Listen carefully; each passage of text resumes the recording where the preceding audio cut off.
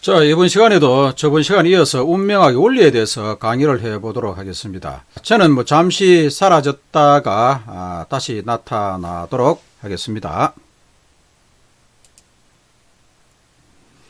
자, 오늘 수업할 운명학의 원리입니다. 타이틀 운명학의 원리라고 제가 타이틀을 붙여보았고, 장사나 사업을 하는 것은 인간의 그 의지에 따라 할 수도 있고 못할 수도 있습니다. 자, 그러나 이러한 사업을 한다든지 장사를 하시는 분들이 결과는 다 다르다라는 것이죠. 어떤 사람은 성공을 하고 어떤 사람은 망한다라는 것입니다. 그 이유가 어딨냐라는 것입니다. 그 망한 이유가 무엇이냐라고 물어보게 되면은 각양각색입니다. 동료를 잘못 만났어, 터가 나빴어, 운이 없어서, 이렇게, 기타 등등, 여러 어떤 핑계를 이래 많이 대시는 분이 많이 계십니다. 자, 여기서 운이라는 환경이 개인의 의지와 상관없이 작용된다라는 것이 굉장히 중요한 의미를 가지고 있습니다. 자, 그러면 운명에 맞는 일을 하게 되면은, 성공을 한다라는 그런 결과치도 우리가 도출할 수 있겠네요. 인생의 성장과 환경 일치가 될 때 좋은 운명의 결과로 반드시 드러난다라는 것인데, 이러한 어떤 이치를 우리가 때를 만났다라고 해설합니다. 성공한 사람은 반드시 성공적 원인이 있다라는 것이죠. 자, 이러한 사람은 자기 운에 맞는 일을 했기 때문에 그렇습니다. 자기 운에 맞는 일을 하게 되면은 뒷날에 결과로 반드시 보여준다는 것입니다. 큰 변화의 물결에 인간이 맞추어 사는 것이 삶을 가장 윤택하게 만드는 것이라는 것만 깨달아도 사주 운명학, 명리학 공부는 발전이 많이 된 것이라고 보면 될 것 같습니다. 자, 그렇지만은 인간의 의지에는 한계가 있다라는 것이죠. 열심히 노력하면 될 것 같지만은 열심히 노력을 했는데도 불구하고 되지 않는 현상이라든지 그러한 어떤 분들을 주변에서 왕왕 우리가 볼 수가 있다라는 것입니다. 어떤 사람은 되고 어떤 사람은 안 되더라라는 것이죠.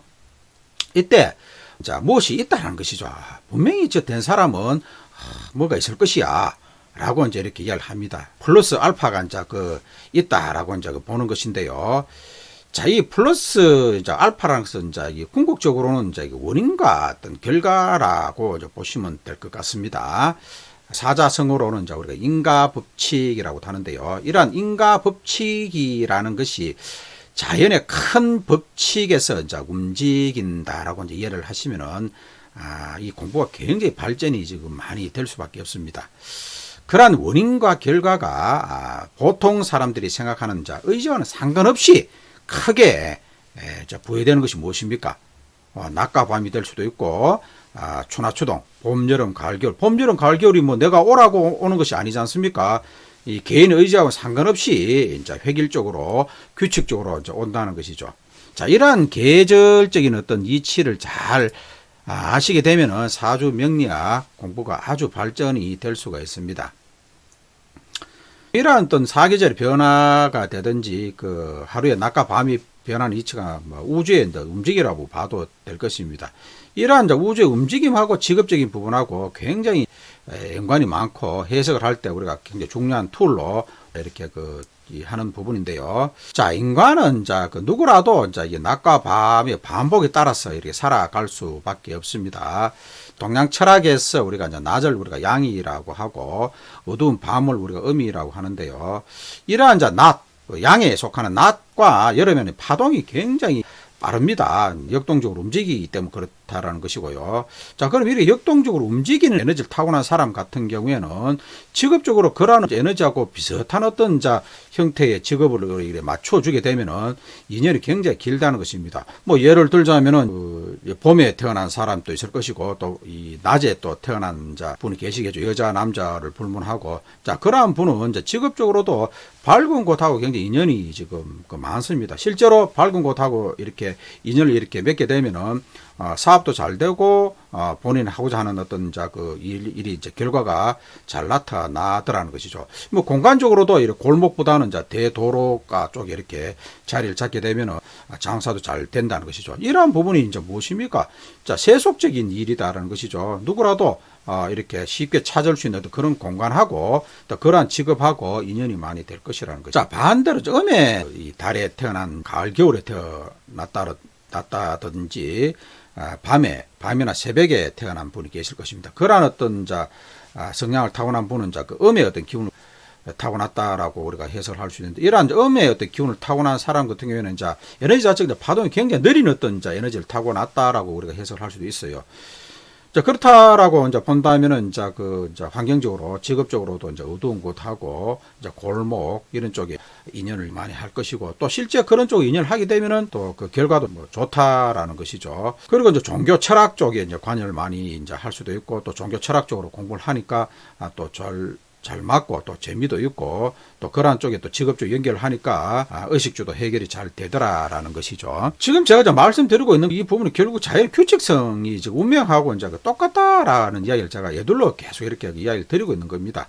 낮과 밤, 봄, 여름, 가을, 겨울이 순환이 실제 없다면은 운명학, 즉 명리학은 사기라고 해도 됩니다. 사기이자 거짓말이 될 수밖에 없는데요.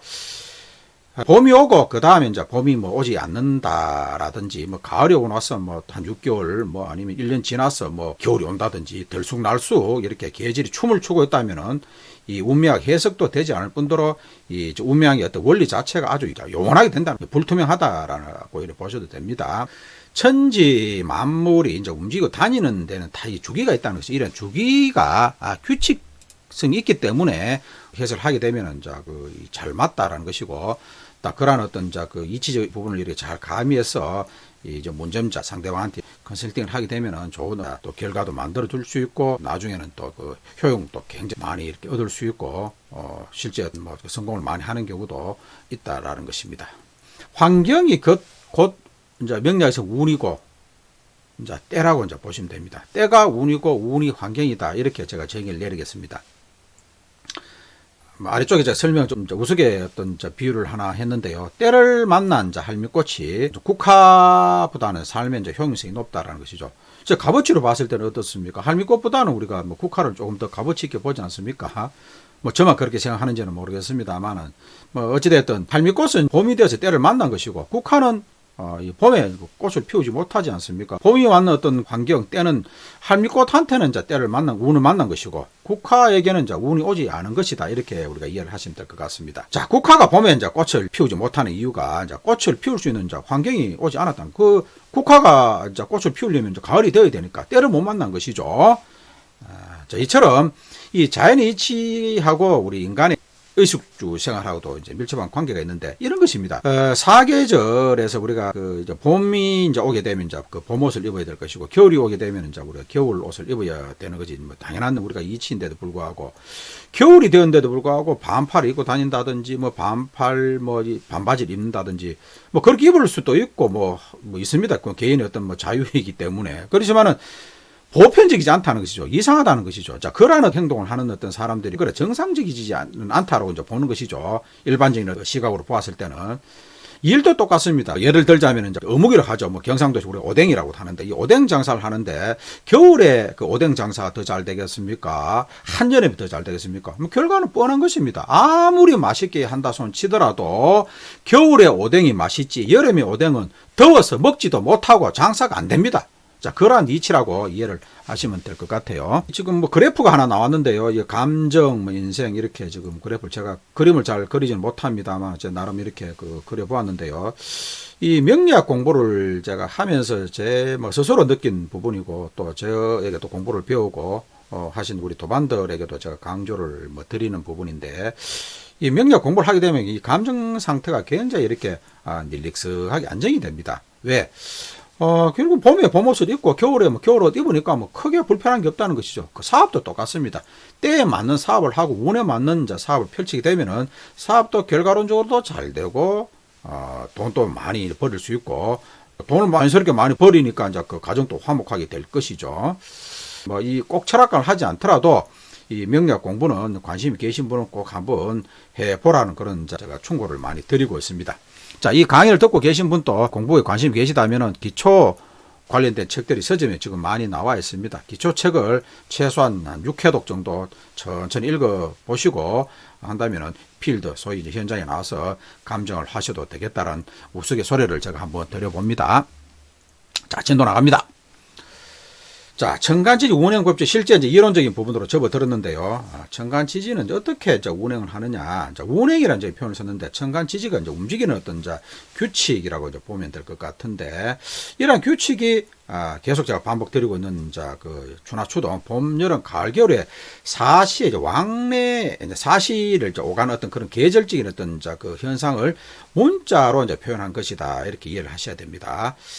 갑을병정 우리가 소위 이제 천간이라고 하는데 천간 10개, 지지 12개, 자축인묘, 진사오미, 신유술에 이 12개의 지지가 자연의 변화를 그대로 문자로 표현한 것이다 라고 이해를 하시면 될 것 같고, 그러한데 문자적인 표현을 우리가 음양오행 개념으로 나누어 놨다라고 이제 이해를 하시면 될 것 같은데요. 그 문자 속에 이제 봄, 여름, 가을, 겨울이 다 배속이 되어 있다라고 이제 이해를 하셔야 될 것 같습니다. 앞으로 계속 나올 내용입니다.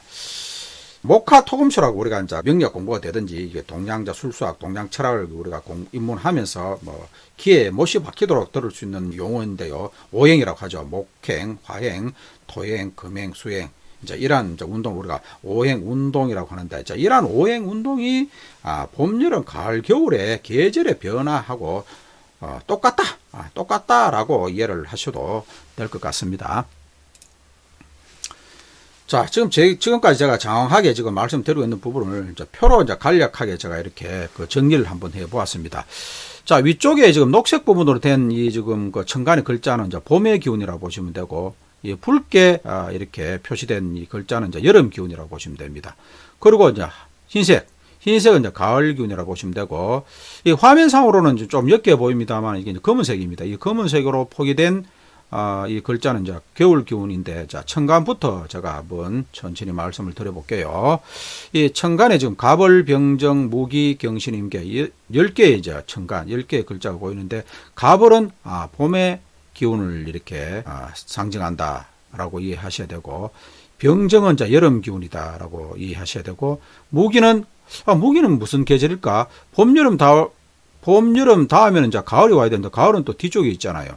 가을하고 가을 전이라고 이해를 하셔야 되고, 늦여름, 아주 늦여름, 우리 장하라라고도 이해하는 아주 늦은 여름의 기운이라고도 이해를 하셔야 되고, 궁극적으로는 나중에 이제 이 토의 기운인데, 큰 음양을 연결시켜주고, 이제 가교하는 이제 중화시키는 어떤 기운이라고 이제 이해를 하셔야 되는데, 이 토의 기운을 이해를 함과 동시에 이 명리학 공부는 굉장히 어떤 발전을 할 수도 있습니다. 이 토의 기운을 잘 지금부터 기억을 좀 잘 하셔야 됩니다. 앞으로 제가 계속 반복을 드려서 말씀드리겠습니다.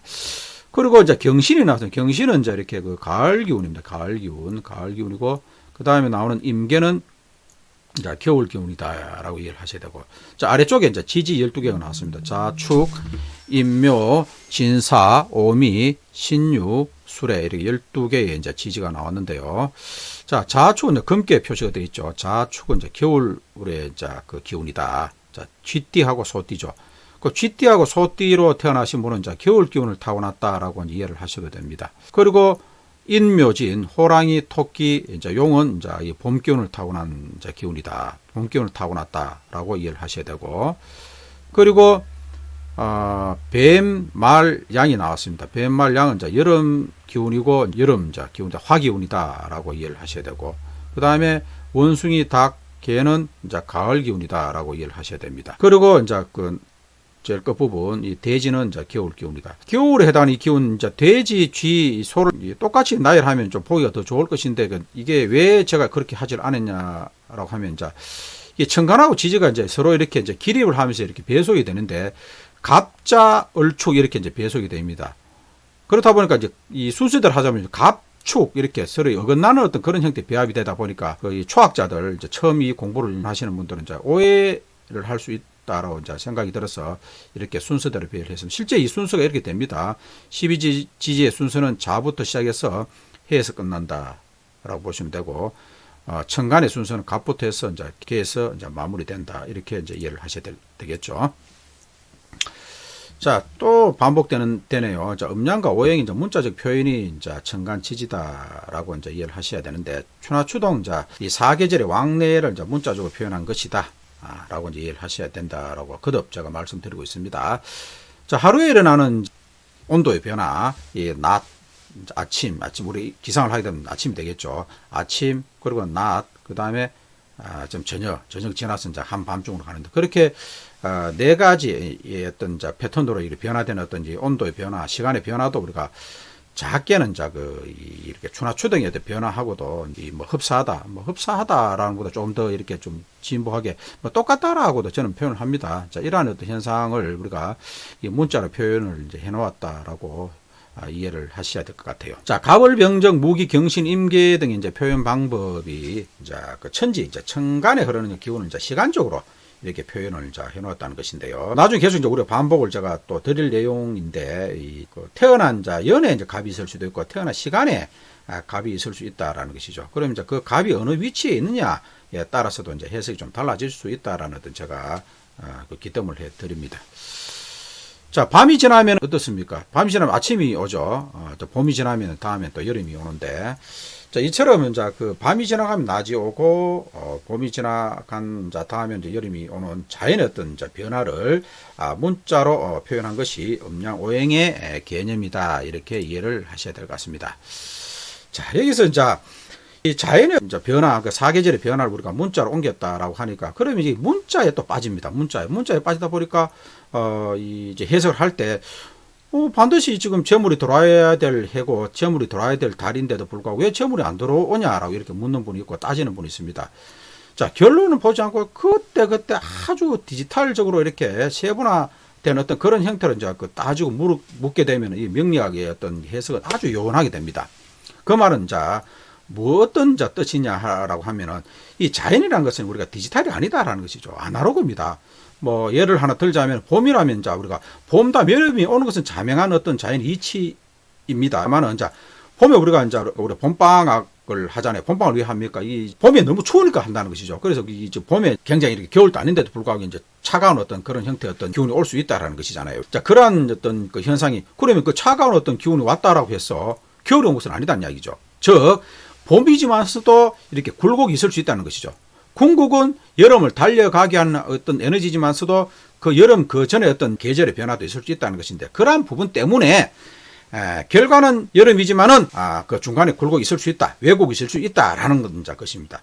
이 사주 운명의 해석도 그와 같은 어떤 이제 이치라는 것이죠. 자, 계속 반복해서 지금 나오는 내용입니다만은, 제가 한번 읽어보도록 하겠습니다. 대자연을 본따서 문자를 만들었다. 너무 반복해서 지금 나옵니다. 너무 중요하니까 그렇습니다.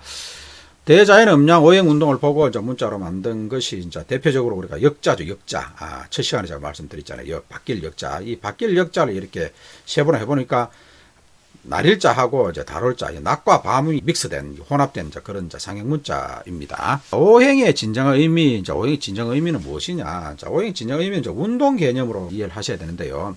자, 목 운동이라고 제가 이야기할 것인데, 이 목 운동은 위로 솟아오르는 기운이다라고 보시면 되는데, 이 목이 곧 나무다, 이렇게 이 꼴을 똑같이 이렇게 이해를 하시면 안 됩니다. 이 나무가 목 기운의 하나의 속성에 하나에 불과하지, 목이 곧 나무다, 이렇게 이해를 하시면 안 된다는 것이죠. 자, 즉 목은 위로 솟아오르는 기운이고, 자, 목은 나무가 아니다. 다만 모양과 성질이 목기운하고 많이 닮았다는 것이고, 자, 그 다음 화. 자, 화는 발산하는 기운입니다. 발산하는 기운. 자, 발산하는 기운이 어떤 기운입니까? 불이 또 곧 화다, 이렇게 이해를 하시면 안 됩니다. 이 화의 기운에 많이 닮은 어떤 현상이 불이다라고 보시면 되는데, 위로 펼쳐지면서 이렇게, 예를 들어 나무로 비교를 하자면, 나무가 처음엔 씨앗 단계에서 점점 성장을 하게 되죠. 성장하면서 이렇게 가지가 벌어지고 잎이 벌어지고 나중에는 꽃이 피고 하는 펼쳐지는 어떤 운동을 우리가 화운동이다라고 이해를 하시면 됩니다. 그리고 나무를 제가 비교했기 때문에 나무를 가지고 다시 설명드리자면, 검운동은 예를 들어 사과나무라고 한다면은 사과꽃이 피고 사과꽃이 지고 나서는 그 사과가 열릴 것입니다. 사과가 점점 이렇게 커지겠죠. 커진다는 표현보다는 이렇게 결실한다는 표현이 더 정확할 것 같습니다. 결실하는 그 기운이 수렴하는 기운이죠. 그러한 결실하고 수렴하는 기운이 우리가 검운동이다라고 이해를 하셔야 될 것 같습니다. 그리고 결실하고 수렴해서 단단하게 익은 이 사과는 어떻습니까? 인간이 인위적으로 따지지 않으면 자동적으로 떨어집니다. 이 떨어지는 어떤 기운을 우리가 응축하는 기운이다라고 봤을 때 우리 수기운이다라고 이해를 하시면 될 것 같습니다. 자, 이처럼 어떤 그 기운 자체가 오행 개념을 물질 개념으로 이렇게 접근하시지 말고 현상적인 어떤 부분으로 이해를 하셔야지만 사주 명리학 해석을 잘 할 수 있다라고 말씀을 드립니다. 자, 목운동, 자, 조금 디테일하게 제가 설명을 좀 이어가도록 하겠습니다. 보면은, 자, 길쭉하게 올라가는 모양이죠. 예, 우리가 길쭉하게 올라가는 모양이다. 이 나무, 삼남한성의 어떤 식물이 되든 아니면 이제 인간으로 봤을 때는 우리가 갓 엄마의 어떤 자궁을 이렇게 벗어나서 아기 상태에서 성장하는 그 어떤 현상도 우리가 봄의 어떤 운동이다라고 이해를 하시면 될 것 같은데요. 자, 이러한 운동이 응축된 어떤 공간에서 이제 사해진 것을 뚫고 어떤 나오는 모양하고 이제 흡사하다는 것이죠. 밖에서 자, 응축하는 기운은 이제 우리가 금기운이 될 것인데 그 금기운은 이제 음의 기운이 될 것이고 그 음의 기운을 뚫고 직진하는 기운, 솟아오르는 기운이 이게 우리 양의 운동이자 목의 운동이다라고 이해를 하시면 될 것 같습니다. 자, 이렇게 솟아오르는 어떤 운동 자체가 외부에 이제 응축하는 기운, 이제 금기운이 강하냐 약하냐에 따라 가지고 조금 강도의 차이는 있을 수 있습니다만은 이 응축하는 기운이 강하게 이렇게 결집이 되어 있으면 아무래도 이 목기운은 직진성이 좀 약해질 수 있겠죠. 뭐 옆에 삐집고 이렇게 좀 나올 수밖에 없다는 것이죠. 그런 어떤 현상적인 부분이 어떻습니까? 앞에 장애물이 있다 손치더라도 그것을 그대로 뚫고 나가는 것이 아니라 이렇게 비켜 나갈 수 있는 그런 어떤 기운을 이렇게 상징한다라고 이해하셔도 되잖아요. 그래서 태어난 달이 되든 태어난 날이 되든 간에 이러한 목 기운을 타고난 사람들이 이렇게 융통성이 많다라고도 이러한 측면 때문에 우리가 그렇게 해석을 할 수 있다라는 것이죠. 그리고 화운동. 자, 화운동은 이제 여름의 기운이라고 제가 말씀드렸습니다. 여름이 되면 어떻게 됩니까? 모든 것을 다 펼쳐버리잖아요. 체질에 상관없이 더우니까 이제 펼쳐지고 이제 이게 펼쳐진 운동을 함으로써 이렇게 식물로 봤을 때는 이제 이렇게 그 펼쳐진 운동 자체가 이제 꽃의 어떤 만개하는 어떤 현상하고 많이 닮았다는 것이죠. 자, 불이 이렇게 타오르는 모양이 이제 화 운동하고 너무 이제 밀접하다라고 해서 이제 불이 이제 화 운동이다.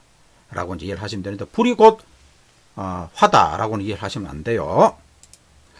자, 토운동은 봄과 여름, 지나서, 이 여름 다음은 가을이 오지 않습니까? 이제 가을을, 가기 이전의 단계, 늦여름이라고도 제가 말씀드렸습니다.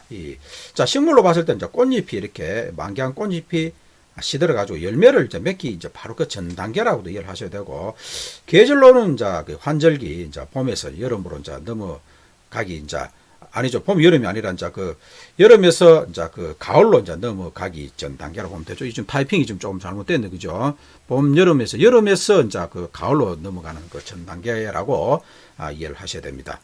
자, 진정한 계절로는 지금 봄, 여름에서 가을, 겨울로 넘어가는 그 단계다라는 것이죠. 자, 이렇게 그림을 잘 그리지는 못했습니다만 제가 이렇게 비슷하게 그렸는지 모르겠네요. 자, 목행, 화행, 토행, 금행, 수행이라고 되어 있습니다. 여기서 이제 우리 큰 음양의 개념을 하나 짚고 넘어가 보겠습니다. 자, 목행은 우리가 봄 운동이라고 했고, 화행은, 화운동은 우리가 여름 운동이라고 했는데, 봄과 여름의 운동 중간에 이렇게 토 운동이 있죠. 이 토 운동은 목행, 화행 운동에 점진적으로 계속 이런 운동성을 발휘해서 계속 올라가 버리면 안 된다는 것이죠. 그래서 이 자연의 이치가 그렇잖아요. 계속 발산하고 하는 그런 운동 자체를 결실을 맺을 수 있도록 이렇게 중재하는 그런 기운이 필요하다는 것인데, 그러한 기운이 우리가 토행 운동이자 토 운동이다라고 보시면 될 것 같습니다. 그러면 목화 운동을 우리가 큰 양의 운동이라고 보시면 되고, 금 운동, 가을 운동하고 겨울 운동에 해당되는 이 수 운동을 우리가 음 운동이라고 보면 되는데, 가을 운동하고 겨울 운동을 우리가 크게는 큰 음이다라고 보시면 될 것 같은데, 자, 결론적으로 봄 운동, 여름 운동하고 가을 운동하고 겨울 운동 큰 음양을 이렇게 가교하고 중재하는 기운이 우리가 토행 운동이자 토 운동이다, 이렇게 이해를 하시라는 것입니다. 자, 연결해서 금 운동, 다시 설명을 한번 드려보겠습니다. 금 운동은 목화 운동에서 이렇게 솟아오르고 펼쳐진 운동을 멈춰야 된다라고 했잖아요. 그죠? 멈춰야 된다. 그 멈추게 하는 그 운동 자체는 우리가 토 운동이 한다고 했는데, 그 토 운동 다음에 우리가 금 운동이 오지 않습니까? 솟아오르고 펼쳐지는 운동을 멈추고 떨어지고 내려오는 운동이라고 이해를 하시면 될 것 같아요. 사과가 이렇게 제대로 결실해서 이렇게 떨어지는 어떤 그런 운동이 우리가 금운동이다라고 이해를 하시라는 것입니다. 자, 덩어리지거나 뭉쳐져서 이제 밑으로 내려오는 운동. 자, 우리 과학적인 용어로 이제 밀도가 이제 높은 상태다라고 이해를 하시면 되죠. 좀 쉽게 제가 좀 설명드리자면 이제 가을 운동에서 우리가 이제 탁 떠오르는 어떤 현상이 뭡니까? 단풍이잖아요, 단풍. 단풍이 이제 이렇게 봄, 여름에서 이렇게 물을 가득 담아서 이렇게, 그 낙엽, 녹엽이죠, 녹엽. 이렇게 아주 푸른 어떤 그런 어떤 잎이 이래 펼쳐져 있다가 가을이 되면은 막 추풍 낙엽 한순간에 다 떨어지잖아요. 그 떨어지는 낙엽의 어떤 그 현상, 자연 현상을 우리가 금운동이라고 이해를 하시면은 아주 정확한 어떤 그 이해가 될 것 같습니다. 자, 수운동은 외부적으로 차가운 기운을 옮겨 에어 사이즈 밖으로 그 기어 나가지 못하고 콕콕 갇혀 있는 그런 상태인데 말이 더 어렵습니다. 씨앗 단계라 보시면 됩니다. 이 금운동 단계에서 예를 들어 뭐 사과가 떨어졌단 말입니다. 그 사과를 떨어지게 되면 우리가 뭐 팔기 위해서 이렇게 그 저장을 합니다만 저장하지 않고 자연 상태에 그대로 둔다면 그 사과 과육 안에 포함된 그 사과 씨가 결국은 우리가 수 운동의 어떤 결실이라 보시면 되는데 그 제대로 어떤 그 수 운동이 잘 이루어져야지만 다음에 펼쳐지는 목 운동에서 이렇게 그 사과 씨앗이 펼쳐질 수 있는 그런 형태인데 자, 이 말을 제가 하면서도 뭐 좀 설명이 좀 어렵게 지금 전달이 되는 어떤 느낌도 있습니다만, 수 운동은 이 식물로 비교했을 때 씨앗의 어떤 그런 어떤 단계, 응축해서 완전히 결실해서 이렇게 그 보관이 되어 있는 어떤 그런 어떤 형태다라고 이제 이해를 하셔야 될 것 같습니다. 열매, 씨앗이 이제 수 운동의 결실이다. 이렇게 이해를 하셔야 될 것 같습니다. 자, 표로 간단하게 이렇게 정리를 제가 해봤는데, 목 운동은 발생하는 운동이자 봄 운동이다. 인간사가 되든지 삼남한성의 어떤 생명체가 되든지 이 생명의 어떤 잉태하는 어떤 운동이다라고 이해를 하셔야 되고, 화 운동은 이 목 운동에서 조금 더 이렇게 진행을 한 운동이죠. 성장하는 운동이고, 계절로는 여름에 관련된 여름의 어떤 운동이다라고 말씀드렸습니다. 그리고 토 운동은 목화 운동과 금수 운동을 중지하는 그 운동이고, 이것을 우리 해석을 하자면 이렇게 경계, 전환, 가교 뭐 이렇게도 우리 해석을 할 수 있습니다. 계절로는 장화, 환절기다 이렇게 보시면 될 것 같고, 금운동은 결실, 그 계절로는 가을, 인간사로 보았을 때는 정장년에 해당을 할 수가 있고요. 자, 수운동은 수축, 수렴, 응축하는 어떤 그런 어떤 기운이다라고 보시면 됩니다. 자, 여기서 응축이라는 용어를 금기운 할 때도 응축이라고 했는데, 이 금기운 응축하고 수기운 응축은 조금 개념이 조금 다릅니다. 수운동 응축은 완전히 응축이 완료된 상태의 어떤 응축이라고 보시면 되고, 금운동 응축은 응축되어 가는 과정이라고 이제 이해를 하시면 될 것 같아요. 인간사적인 부분으로 봤을 때는 노인의 단계라고 보시면 될 것 같네요.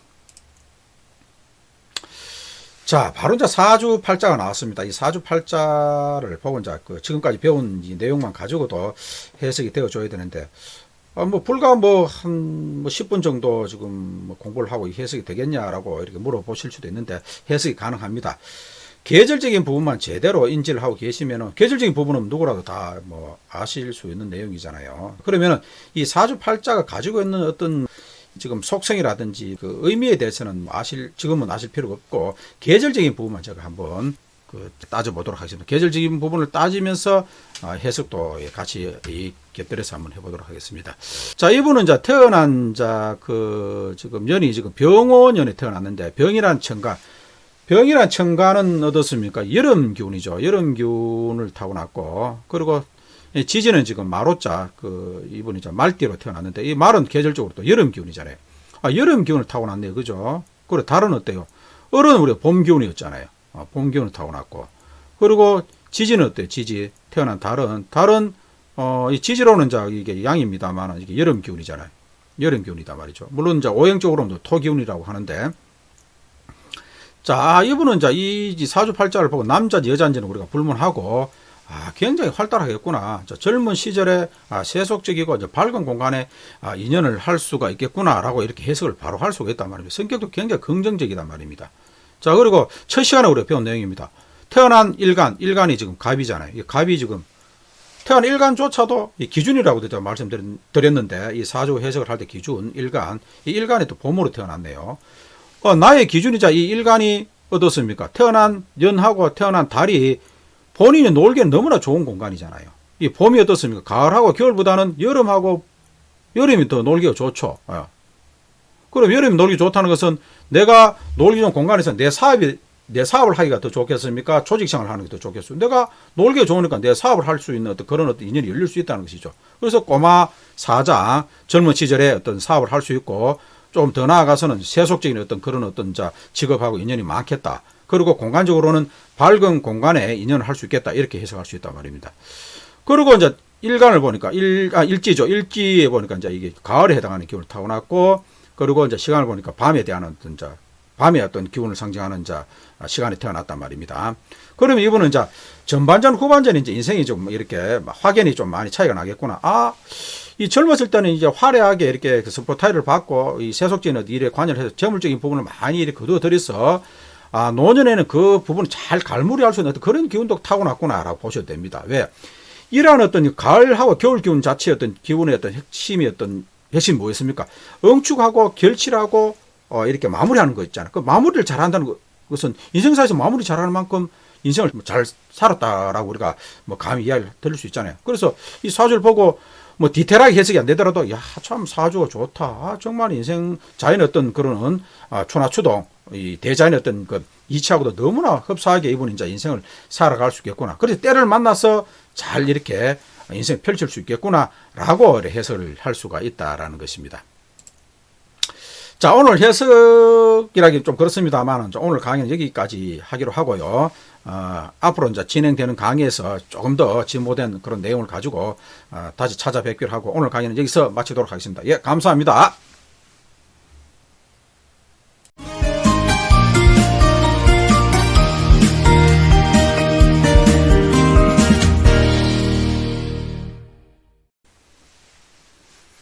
사람들이 장사나 사업을 하는 것은 개인의 의지입니다. 장사를 함에 있어서 어떤 장사가 되든지 본인의 선택에 의해서 얼마든지 할 수 있는 부분입니다만은 결과는 다 다르다라는 것입니다. 어떤 사람은 성공을 하고 어떤 사람은 망한다라는 것입니다. 그 이유가 도대체 무엇이냐라는 것이죠. 망한 이유가 분명히 있다라는 것입니다.